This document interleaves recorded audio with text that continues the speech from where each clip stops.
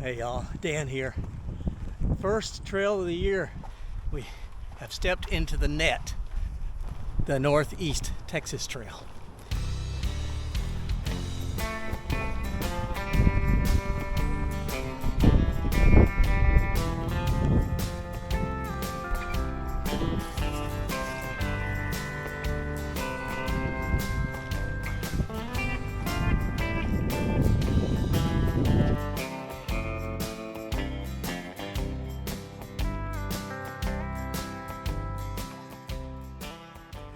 We began the hike at mile 0, which is near the onion shed, built in the 1930s for farmers to bring their produce for sale. Farmersville is a friendly and helpful place. The lady at the city hall told me to park my car there in their own parking lot and they'd look after it for us. I asked about camping, and Ben, the city manager, introduced himself and reserved the campground for us. It was just a couple of miles out of town on the trail. They were excited that we were there and made us feel welcome with their own Texas hospitality.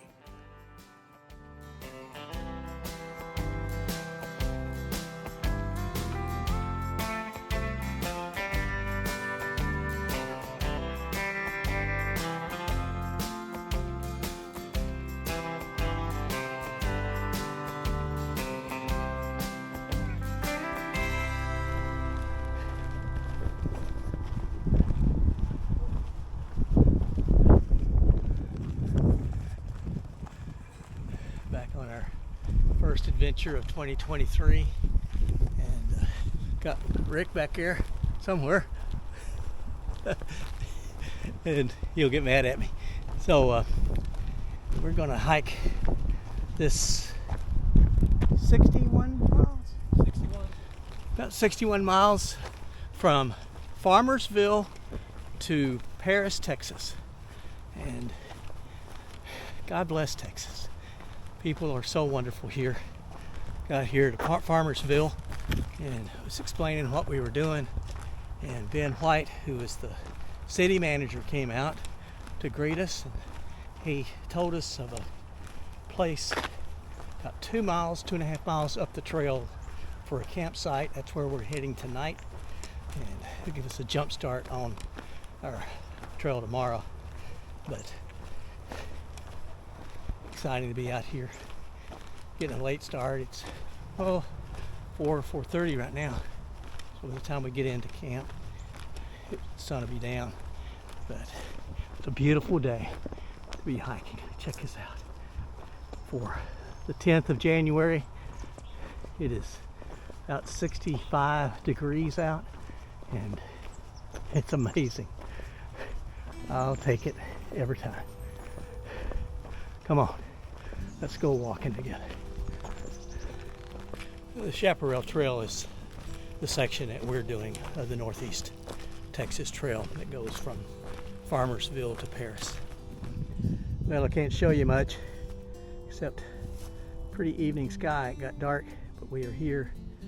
What about 2.5 to 2 3/4 miles in to this campsite. Got to set up here for the night, then tomorrow we'll head on out. Good morning. We had a great campsite last night. It was almost 3 miles out from Farmersville. The city manager had made arrangements for us to stay there, and it was a very nice site. Big concrete picnic tables and benches and a fire ring we didn't use, but it would be a nice place. And then from there we got up early. We were on the trail before 6 o'clock. We've gone well past Merritt now, and have about 4 miles to go to get to Celeste, and it's about 8:30. So good day. Fun trail. First maybe 5 miles, it's well maintained. Nice little benches every mile, trash can every mile. mile markers. It's just very nice. And then after that, it goes more into this kind of thing. Still not bad, but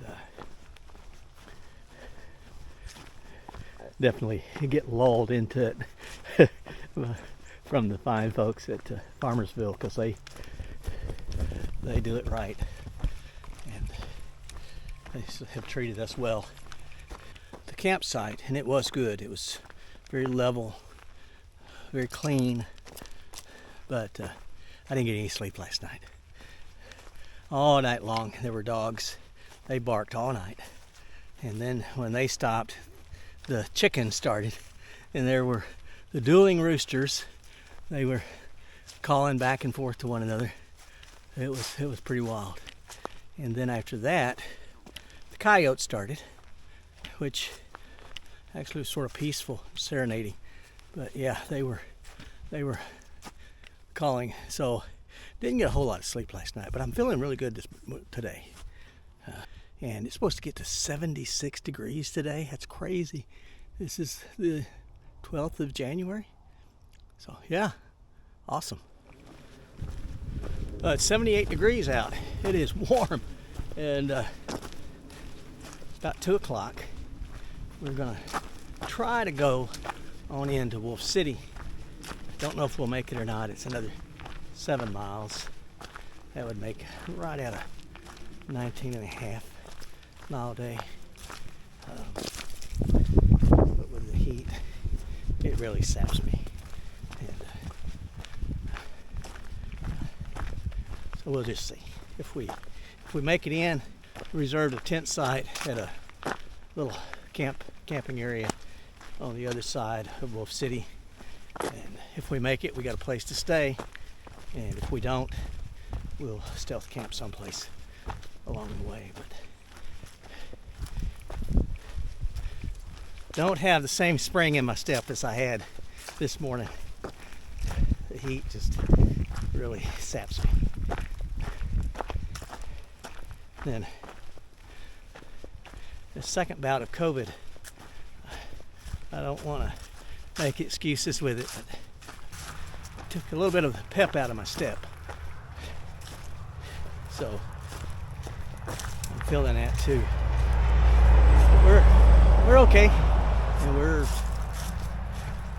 heading on up. You can see the one thing I don't like about the rails to trails is just what you heard.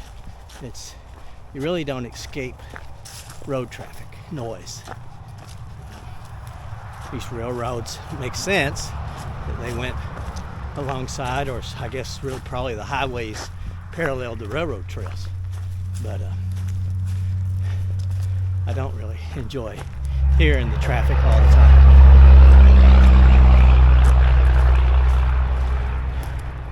But I do enjoy the lack of ups and downs.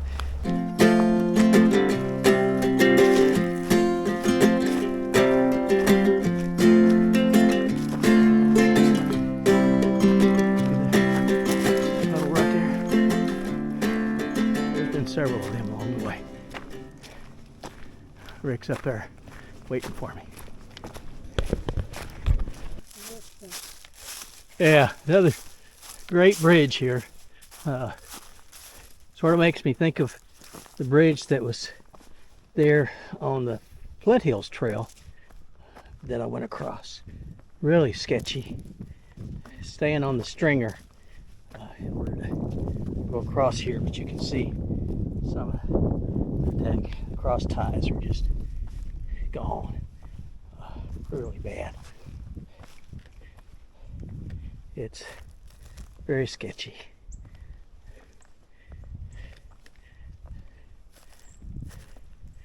Start down here.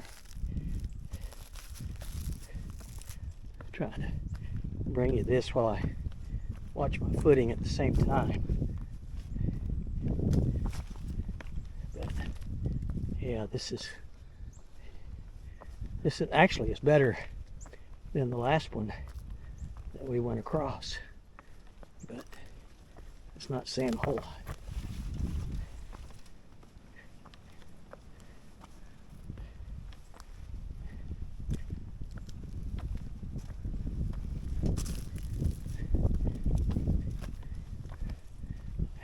compare these with the one I went across in Kansas on the Flint Hills Trail.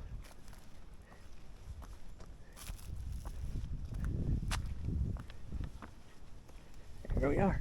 I think Friday we had to bypass a bridge that's out.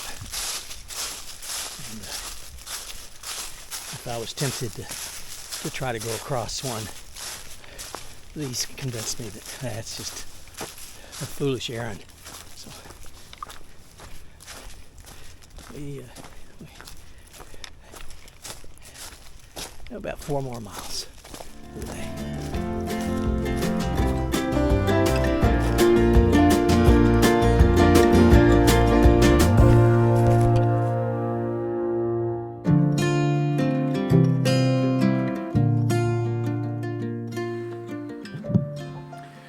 The Northeast Texas Trail starts in Farmersville and goes all the way out to New Boston, Texas, covering about 132 miles.